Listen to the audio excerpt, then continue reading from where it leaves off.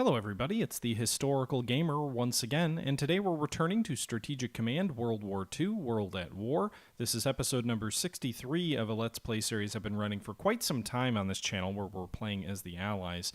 The war is not going great, it's the end of 1945. The Pacific Theater, we are preparing for the invasion of Japan and we're pulling naval units back so that we can repair them and get them up to tip-top shape. But in the European theater, the Russians are on the verge of defeat. The Battle of Moscow is underway. In Asia also, the Chinese are surrounded at the capital of Chungking and will not hold out much longer, likely. And the Japanese are beginning to threaten India. But that's the situation. Hopefully we can turn things around a little bit. We'll go ahead and jump back in. This was taken from a live stream from a few days back. So without further ado, let's just get going. All right, and we are back, so let's go ahead and see what the next turn has in store for us. We'll see if the Germans continue whittling down Moscow or if we can hold out for a little bit longer. Thank you very much for the bits, Ragmar. Appreciate the support. One more turn hype. Let's go ahead and see what the end of December and the beginning of 1945 have in store for us. French partisans are disrupting supply in France. Japanese bombers are hindering supply to Australia. I think that just impacts MPPs for the British. Axis raiders are hitting our convoys. Anti-submarine warfare technology success. Industrial technology development success. No actual turns there, but industrial will be coming very soon. We'll be up the next level very soon.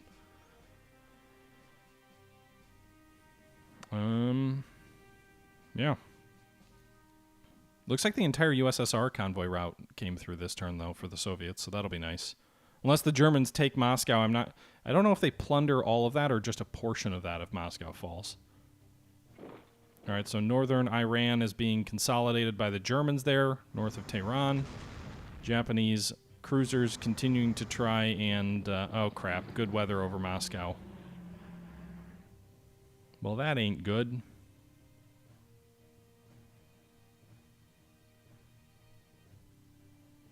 Maybe they'll use this turn to reinforce. It is the winter, guys. You still get a attack penalty, I think, if you attack in the winter as Germany.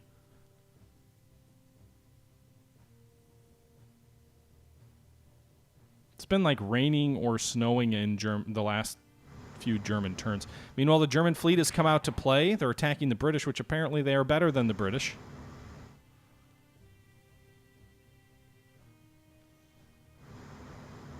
German heavy cruisers there attacking our destroyers.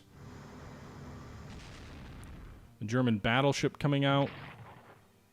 Oil wells in India being hit by Japanese long-range strategic bombers. Tactical bombers hitting Chungking. That's not good. Holy crap, they destroyed the entire army in Chungking without a ground attack, just all via air attack. The Chinese are so vulnerable to air attack. I know I've had a few people tell me it's not worth investing money in anti-aircraft, but I don't think that's true at all, because ground units that get attacked, even with a level 1 anti-aircraft defense, seem to do so much better against air attacks than units with no ACAC. The Germans are using their air power north of Moscow, not on Moscow itself. Perhaps because I moved adjacent to one of their headquarters units at Kalinin, but I will gladly take the loss of a corps there to avoid any major attacks on Moscow this turn. Well, never mind. They're going to attack anyway. You can see the German armor attacked twice. 3 different infantry attacks so far. They're down to 60% strength. They can swap in at least 3 units here and attack further, so we'll see what happens there. Chinese capital at Chungking has fallen. That pocket is being reduced there. There's 1 army left, but they have no supply next turn, or they'll be very low on supply next turn, so that's not a good sign. Thankfully, at least India is being shielded a little bit because we are bringing in those large number of Indian reinforcements on the border of China, and then the terrain should protect us further north. Also, China should fall back to their alternate capital at Umrichi. The Russian corps to the south of Perm was just destroyed. Skaven67, thanks for the follow.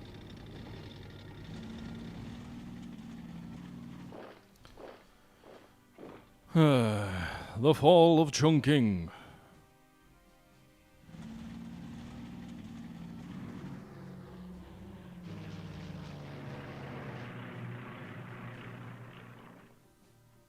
I wonder if if I had put air defenses in the city itself, because you can upgrade cities to include anti-aircraft. Although I don't know if I have the technology to do that for the Chinese. But if I had done that, I wonder if that would have prevented the fall.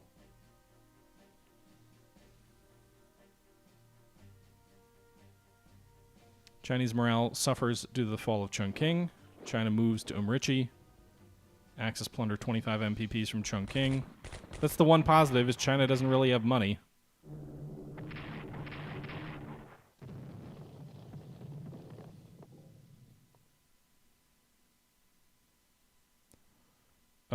I don't know if they have better fighter tech than Japan, but I don't think Japan has better fighter tech than the British. So we could operate some British fighters there. We've got like 3 or 4. We've got a few to spare.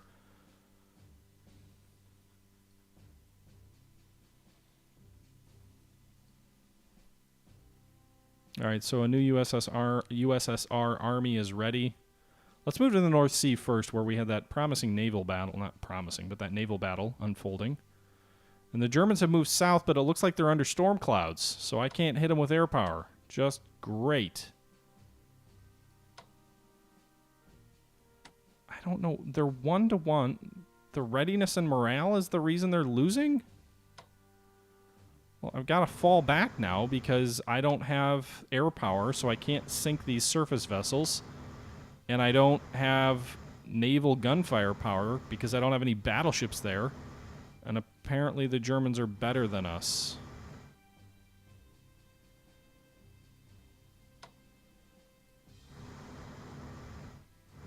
Not the Americans, though.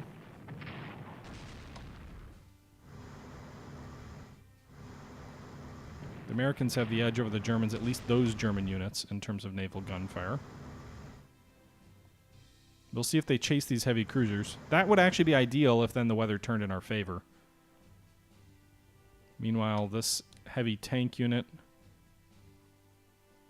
will move into England, get ashore after a disastrous or near disastrous convoy.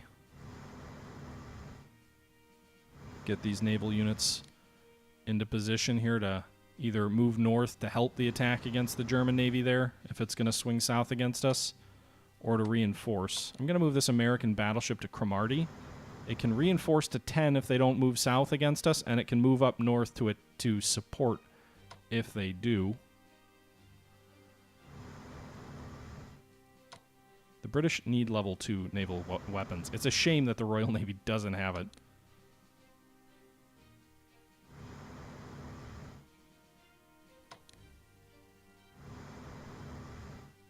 Okay. So we'll actually have 2 battleships in theater, a British and an American. So we have a little bit more battleship power than I thought. Forgot about this army here at Norfolk.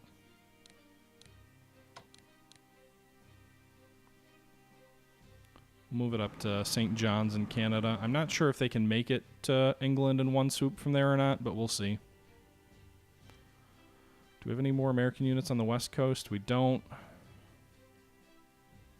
Meanwhile, now is the time to reinforce the ships at Pearl. So we'll get these guys back to full strength. Some of the units also need to upgrade, but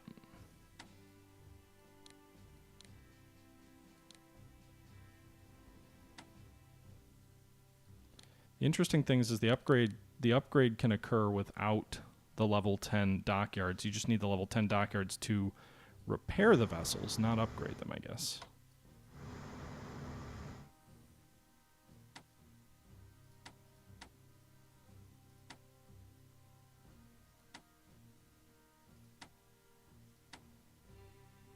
The escort carriers apparently only get level 3 fighters, though. Alright, airborne. You head to Iwo Jima and unload there.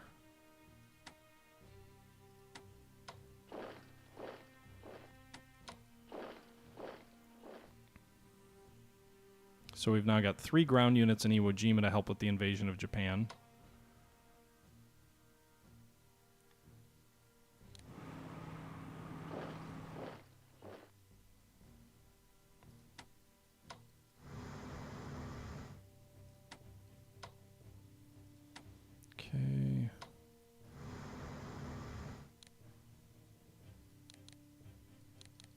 Well, I'm confused. These guys can upgrade to 4, but these guys weren't... Maybe they weren't in a port? I'm not 100% clear on that. In any event, we got the escort carrier there upgraded.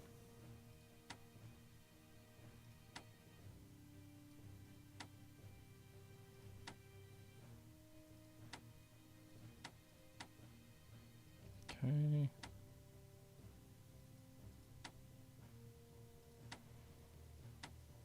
All right. So those guys aren't going to be done anytime soon. I think...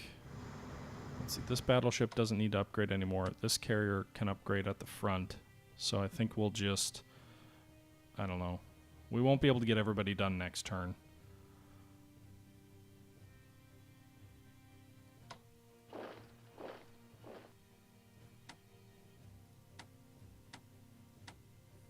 You know, the British, what they really need is they need the next step up of amphibious. Well, that's the Indians. The British have level 3 amphib, but they don't have any long-range amphibious.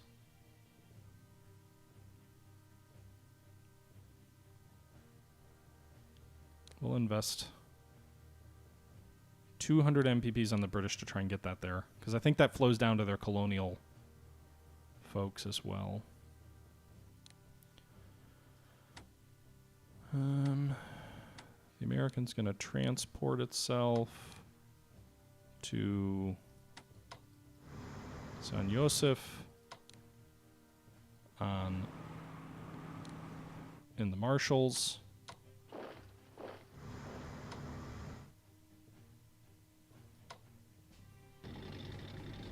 We'll move the headquarters unit down there to support getting these guys both upgraded. These need to upgrade their infantry weapons and anti-aircraft. These guys need to reinforce. So hopefully that'll be... it won't be adequate next turn. They'll be 6 and 5. Gosh darn it. Whatever. All right, move these guys into Manila.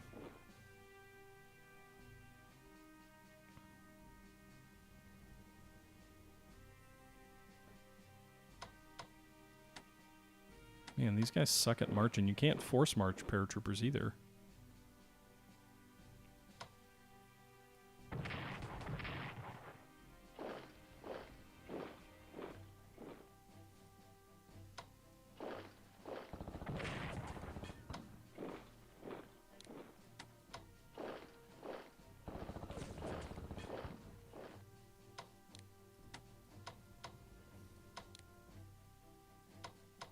All right, so those guys are good. So we drove back a Chinese corps that, or Japanese corps that was advancing. They're level 3 entrenchment, so I'll just leave them there, I guess.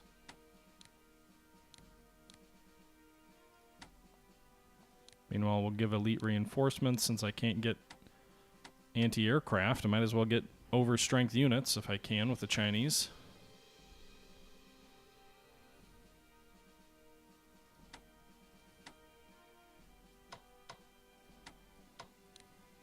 All right, move these guys up to Isfahan. Move the Sudan headquarters in.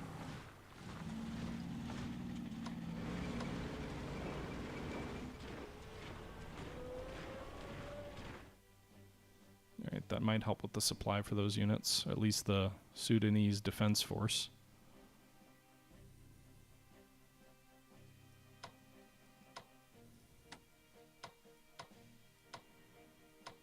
Nothing can attack successfully. God damn it.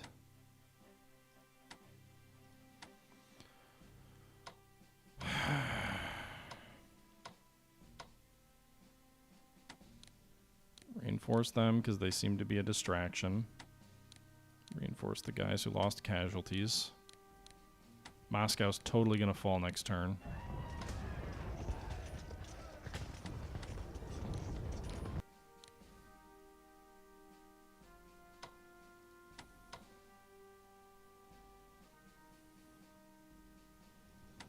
Okay, thanks for the follow, Mike Mank Demez. Appreciated.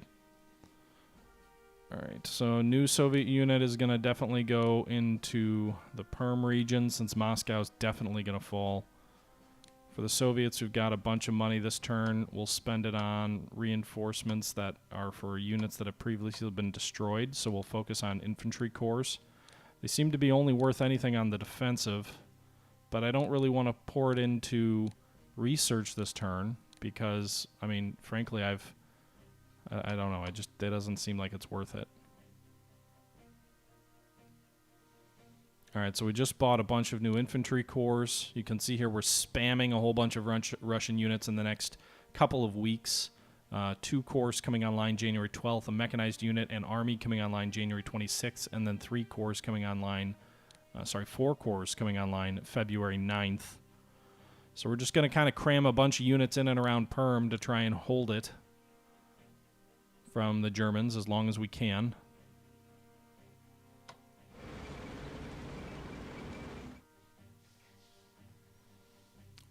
Supplies generated in the cities, specifically supply cities. You put headquarter units on those cities and you can expand the reach of the supply. In theory, if you put headquarters units within supporting range of each other, they can expand it even further. So like if I put one in Tallinn, put one in Leningrad, they might overlap their supply with each other. So then this unit will have a higher supply than it otherwise would. Rail, I believe, has an impact in how far supply can reach. The quality of a city, like if it's demolished, that impacts how much supply it generates or how much supply it can, how far it can transfer supply. There's a lot of factors that go into it. I don't know. I don't understand all of it, but it's definitely there. It's not a. I hate telling people to read manuals because most people don't nowadays, and I think if a game can't explain things to you adequately without you reading a manual in the year 2020, that's a problem. But there is info in the manual if you care to look there. All right, we're gonna move these fighters in the UK into Rangoon. They should provide some fighter cover over there. I should also move a fighter to Lido. The Japanese air is just so overwhelmingly powerful compared to what we have in theater anyway. I probably need a British headquarter unit down there to get the supply to those guys, but alas, I haven't been doing it. I'm going to move the sub into the Pacific. With my Navy rebasing itself, it's like the one thing that it seems like it might kind of...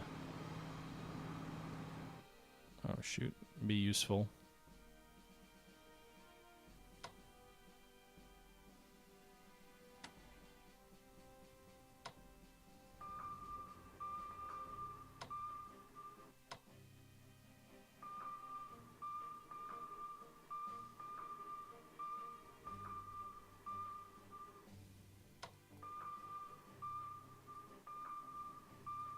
I also hate the way that when you first detect an enemy unit, you basically can't attack it then because it's like the, oh my god, I'm surprised, I can't do anything. I don't feel like that's right. All right, so preparing for the invasion of Japan. You know, since it's going to be a few more turns.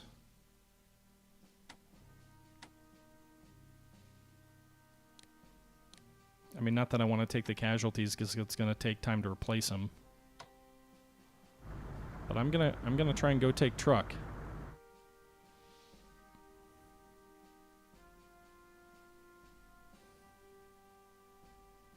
Be a national morale hit to the Japanese.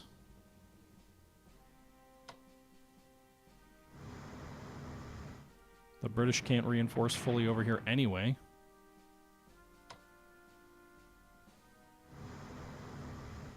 So we might as well start bombarding these guys, hurting their morale and supply in preparation for an attack there.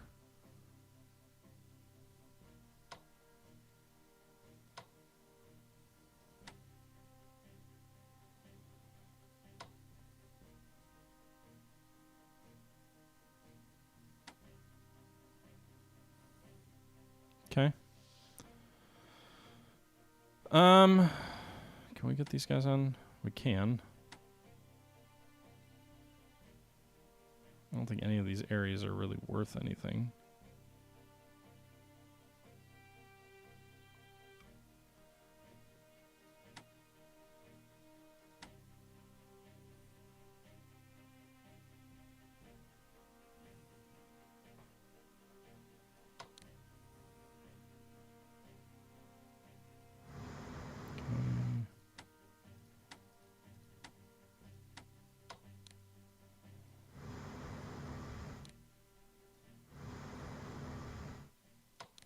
I'd be curious if the Japanese would bring down the Shinano, or however you pronounce that.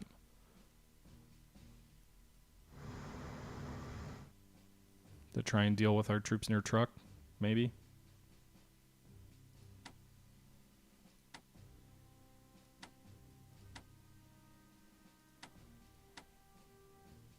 Okay.